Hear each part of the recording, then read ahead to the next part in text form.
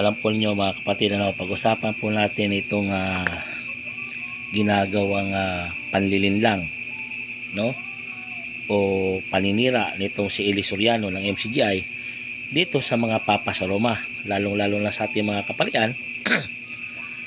Sapagkat ang sabi niya, wala naman ikang papa. Bawal nga eka sa Diyos yun na tawaging ama.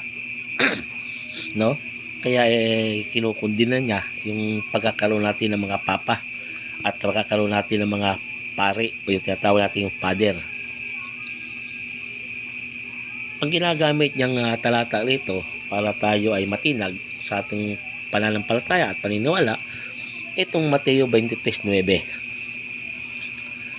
Sabi nito, huwag ninyong tawaging ama ang sino man dito sa lupa, sapagkat iisa ang inyong ama na nasa langit.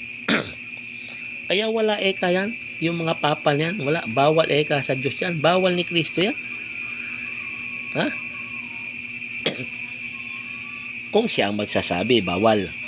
Sarili niyang interpretasyon yun Alam po ninyo, yung pong talata ng 23:9, no? Ito po ay hindi po nagbabawal ng literal na pagtawag ng ama, lalong-lalo na sa ating magulang, no?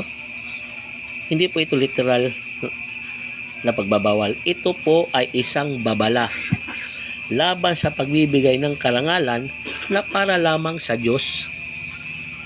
Yun po ang ibig sabihin niyan. Ano? Bakit? Sapagkat si Kristo mismo tinawag din na ama. Sabi ni Eli Soriano, ama lang na nasa langit ang inyong tatawaging ama. Bakit si Kristo tinawag rin na ama? Isaiah 9:6. Sapagkat sa atin ay ipinanganak ang isang bata, sa atin ay binigay ang isang anak na lalaki, at ang kanyang pangalan ay tatawaging kamangha-manghang, tagapayo, makapangyarihan Diyos, walang hanggang ama. Nakita nyo na. Kaya itong ginagamit na talata, itong Eli Soriano, ito lamang ginagamit ng panlinlang para tayo masiraan ng loob, para tayo panghinaan doon sa ating pananampalataya. Di ba? Ay yung ama, tatawagin yung Diyos na nasa langit, yung tatawagin ama, si Kristo.